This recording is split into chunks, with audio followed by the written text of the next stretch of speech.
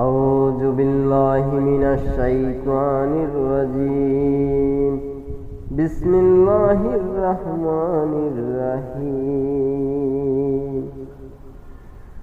শুরু করছি আল্লাহর নামে, যিনি পরম করুণাময় ও অতি দয়ালু। উপস্থিত সবাইকে আমার সালাম। আসসালামু আলাইকুম ওয়া রাহমাতুল্লাহি ওয়া বারাকাতুহু। বন্ধুরা, ও বন্ধুরা, ও ভাইয়েরা, ও আমার ভাইয়েরা, আজ আপনাদেরকে আমি ভাই ভাইয়ের দ্বন্দ্ব সম্বন্ধে কিছু বলতে চাই। ভাই ভাইয়ের দ্বন্দ্ব এটা নতুন কিছু নয়, এটা অনেক পুরনো কথা। প্রথম শত্রুতা করে হযরতে আদম আলাইহিস সালামের দুই সন্তান হাবিল ও কাবিল। তারপরে শত্রুতামি করে ইউসুফ নবীর 12টি ভাই, 12টি ভাই। তারা সেই 12 ভাইয়ের মধ্যে এক ভাই ছিল ছোট, সে কিছু বুঝতো না, আর সে ছিল ছোটর একটু বড়, তার মানে 11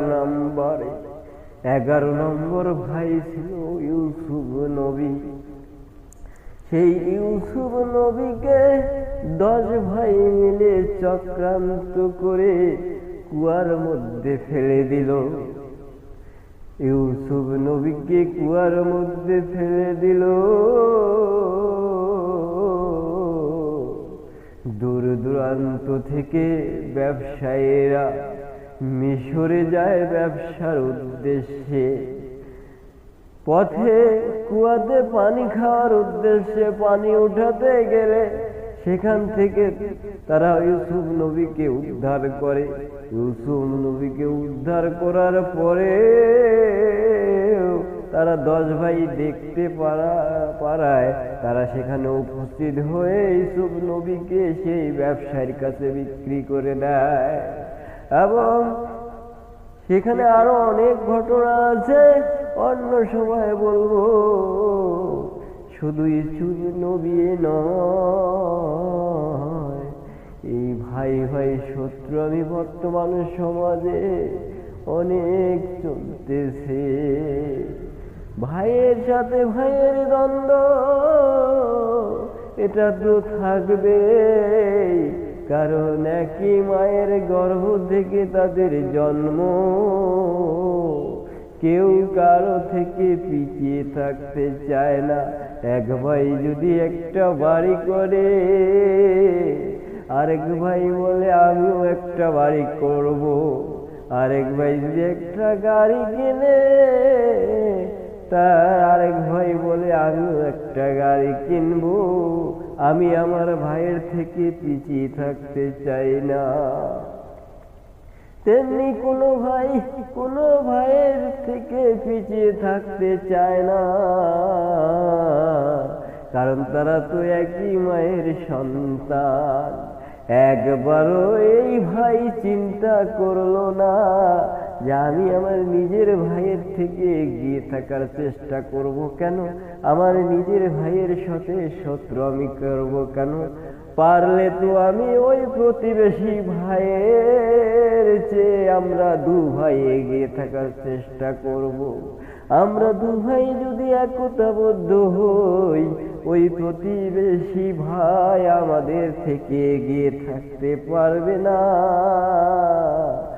এই চিন্তাটা কোনো ভাই করলো না।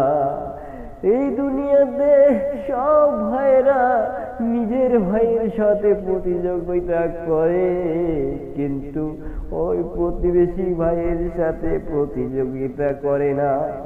শুধু এখানেই শেষ নয়, দুনিয়াবি হাসিল করার প্রতিযোগিতায় নামতে গিয়ে আপন ভাইয়ের সম্পর্কটাকেও ভুলিয়ে যায়।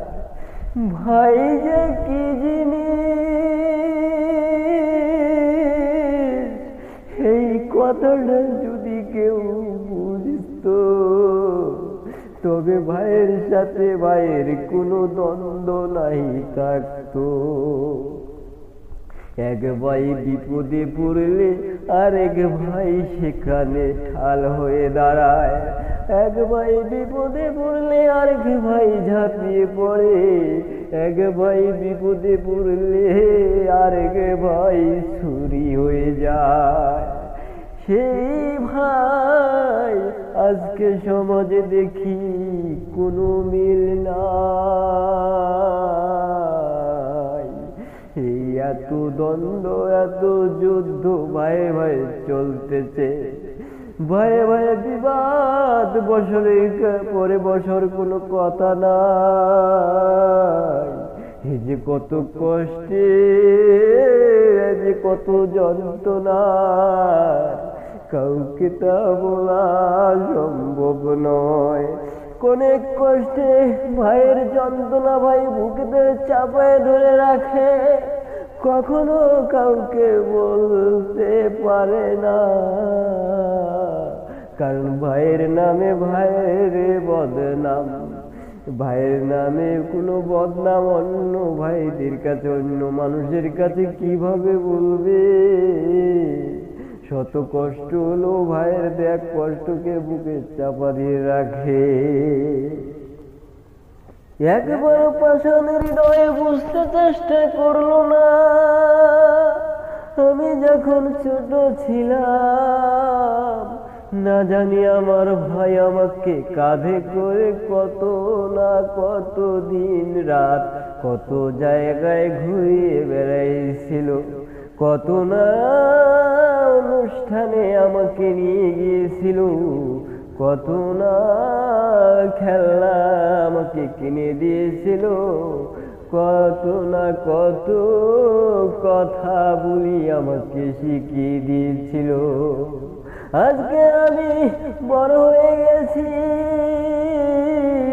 নিজে কথা বলতে শিখেছি, নিজের পা দিয়ে হাঁটতে চলতে শিখেছি, অনেক শক্তিশালী হয়ে গেছি, অনেক টাকা পয়সা ইনকাম করতে পারি। এই জন্য নিজের ভাইকে ভুলে গেলাম। আমার মতো হতভাগার কেউ নাই, আমার মতো হতভাগা এই পৃথিবীতে আর একটাও পাবেন না। আমার মতো আর কেউ এরকম করবেন না। এই কথাটা যদি একবার কোনো ভাই মন থেকে ভাবে যে আমি নিজেই অপরাধী, আমার ভাইয়ের কোনো দোষ নাই, তবে কিন্তু এই দ্বন্দ্বটা আর থাকে না। আর কি বলবো ভাই আমাদের মুসলিম সমাজের কথা। মুসলিম সমাজে ভাইয়ে ভাইয়ে দ্বন্দ্ব লেগেই রয়েছে। ভাইয়ে ভাইয়ে কত বিশ্বাস হওয়া যায়, ভাইয়ে ভাইয়ে কত আন্তরিক হওয়া যায়, ভাইয়ে ভাইয়ে কত মিল। সেই ভাইয়ে ভাইয়ে মিল হওয়ার বিষয়টা একমাত্র দেখিয়ে দিয়েছে পৃথিবীর বুকে। যদিও তারা হিন্দু সমাজের, যদিও তারা হিন্দু বংশের, তবু বলতে হয় ভাইয়ে ভাইয়ের সম্পর্কের যদি কেউ যদি মিল দেখতে চান তাহলে রাম আর লক্ষণকে দেখবেন। যদিও তারা হিন্দু, ভাইয়ে ভাইয়ের মধ্যে কত মিল। ভাইয়ের জন্য ভাইয়ের জীবন পর্যন্ত উৎসর্গ করে দিতে পারে। কিন্তু আমাদের সমাজের মানুষেরা ভাইয়ের সাথে ভাইয়ের যুদ্ধ লেগে রাখছে। এক ভাই আরেক ভাইয়ের প্রাণ কিভাবে নিবে, এক ভাই আরেক ভাইয়ের কাল হয়ে দাঁড়ানো চেষ্টা করে, এক ভাই আরেক ভাইয়ের প্রাণ নেওয়ার চেষ্টা করে, সব সময় ভাইকে অপমান করে, গালিগালাজ করে, ভাইয়ের ভাগের জমির অংশ, সম্পদের অংশটুকু পর্যন্ত কেড়ে নেওয়ার চেষ্টা করে।